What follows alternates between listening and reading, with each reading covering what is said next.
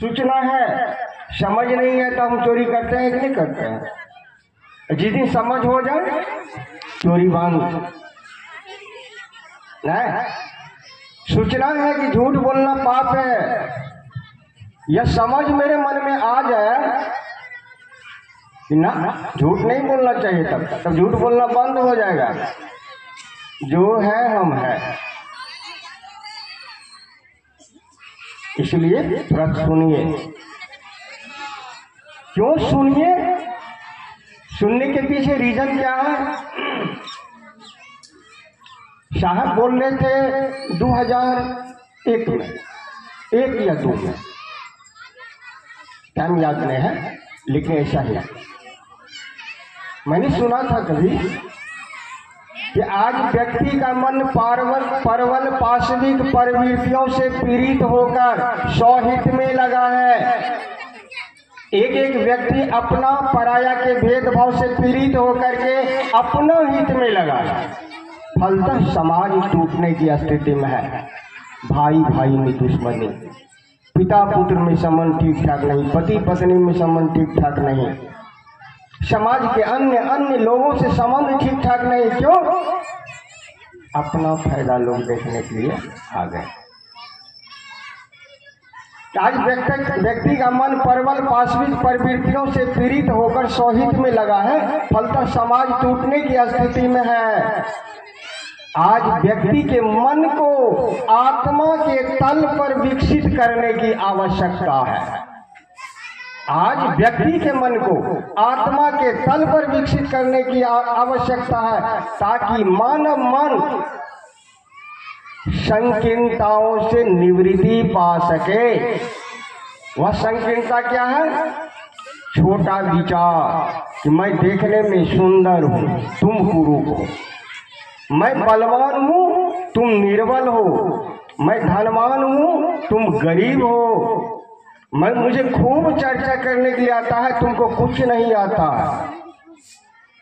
ये सब छोटा विचार, संकीर्ण विचार, छोटा विचार, ताकि मानव मन संकीर्णताओं से निवृत्ति पा सके, मानव मन परमात्मा तत्व तक विकास पा सके।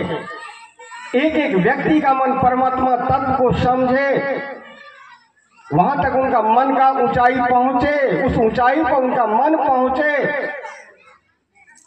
इसी धर्मनिरपेक्ष विधा का नाम है अध्यात्म, और गुरु है इसका आलोक स्तंभ, सबसे ऊपरी स्थिति।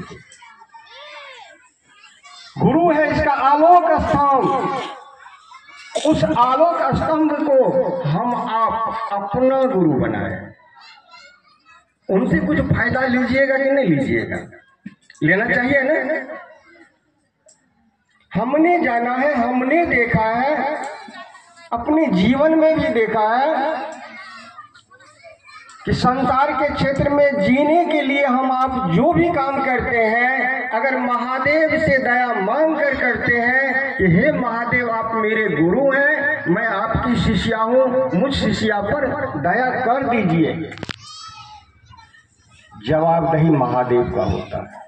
मैंने देखा, जवाबदेही महादेव का होगा।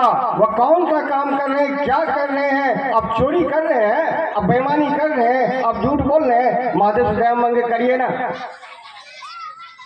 चोरी करने का नौबत नहीं आएगा,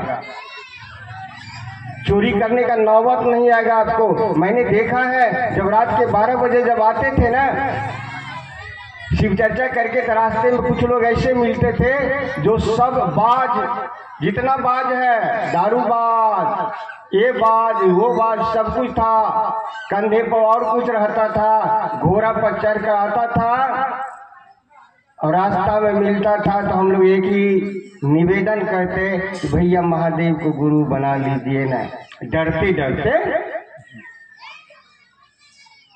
कई दिन के बाद, कई दिनों के बाद, महीना दिनों के बाद एक दिन बोला, ठीक है महादेव को गुरु बना लेंगे। घोड़ा से उतर नहीं रहे, रंगवाल, महादेव को गुरु बना लेंगे। मिलेगा क्या? हम लोग को जो कहना था कह दिए कि मिलेगा तो बहुत कुछ मिल जाएगा, महादेव को गुरु तो बनाइए। वह आदमी का इतिहास उनकी माँ बता रही थी। जब उनके घर में जब चर्चा में गए थे तो उनकी माँ बोल रही है कि बेटा मेरा बेटा घोड़ा पर चढ़कर आता था, कांधे पर कुछ और रहता था, और रात के लगभग 8 साढ़े 8 बजे रात में आता था। और उस समय हम लोग, मेरी बहू एक उनकी भाभी, लड़का का भाभी, हाथ में थाली लेकर के खाना और मैं पानी लेकर के जाता था। घोड़ा पर खाता था, पानी उनको दिए, पानी पिया, थाली फेंका, रखेगा नहीं, थाली फेंक दिया, लोटा फेंक दिया, चला गया। एक दिन छठ व्रत था। छठ व्रत में खरना होता है ना। खरना में क्या बनते हैं? पायस, खीर। आंगन में नया चूल्हा पर खीर चढ़ा था। घोड़ा आ गए दरवाजे पर। माँ डर से रोती हुई जाकर के कह रही कि बाबू आज खाना ना बनला, यानी खाना नहीं बना है। खरना है ना, खाना नहीं बना, खाना थोड़ा लेट में बनेगा। घोड़ा से उतरा, जूता पहन कर गया, खरना का जो पायस चढ़ा हुआ था लात मारा, चूल्हा टूटा, खीर आंगन में बिखर गया। घोड़ा पर चढ़ा चल दिया।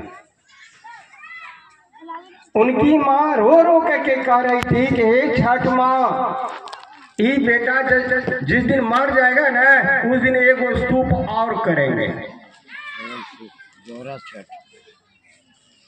उनकी माँ रो रो करके कह रही थी, ये बेटा जिस दिन मर जाएगा ना, एक स्तूप और करेंगे हम। वह आदमी जब शिव को गुरु बनाए, घोड़ा बिका और कुछ बिका, और बोला कि भैया एक काम तो कर सकते हैं ना। क्योंकि क्या, कर्मचारी को पकड़ करके दस्तखत करवा सकते हैं ना, हम करवाइए। इतना कर रहा है, इतना छोड़ा दिए भी करिए। और वो करते थे। और आज जब जाता हूँ तो किलो के भाव से रसगुल्ला वजन नहीं किया जाता है। वहां पर रसगुल्ला जो हम रखा रहता है ना, उसी को उठा कर रख देता है टेबल पर, आप 5 टुकड़ा रुपया कर खाइए। हम तो खाते नहीं है। शिव गुरु की बात कर रहा है ऐसे आदमी। मैंने क्या कहा था, चोरी करते हैं, महादेव से दया मांग कर करके देखिए, चोरी करने का आपको नौबत नहीं आएगा, चोर बनने का नौबत नहीं होने देगा महादेव आपको। क्यों? हमने आपने जो भी लिया है यहीं से लिया है, इसी समाज से लिया है। सांप के तरफ माँ के गर्भ से, माँ के पेट से जहर लेकर नहीं आए हम लोग को जहर जहां मिला है इसी समाज में मिला है, इसी समाज से हमने सीखा है। और जब सांप जहर लेकर के पैदा हुए और महादेव के गले में चले गए, आप हम पूजा करते हैं उनकी। विषय क्या था मेरा, कि महादेव से दया मांग कर अगर कुछ गलत भी हो जा रहा है, कर रहे हैं, दारू पी रहे हैं कोई आदमी, उनको कहिए महादेव से दया मांग करके दारू पिए, दारू का प्रभाव उसके ऊपर कम पड़ेगा। जी, दारू का प्रभाव कम पड़ेगा उनके ऊपर। दारू तो आप उनके शरीर में क्षति भी नहीं करेगा। दया मांग कर तो करिए। पहला सूत्र क्या था,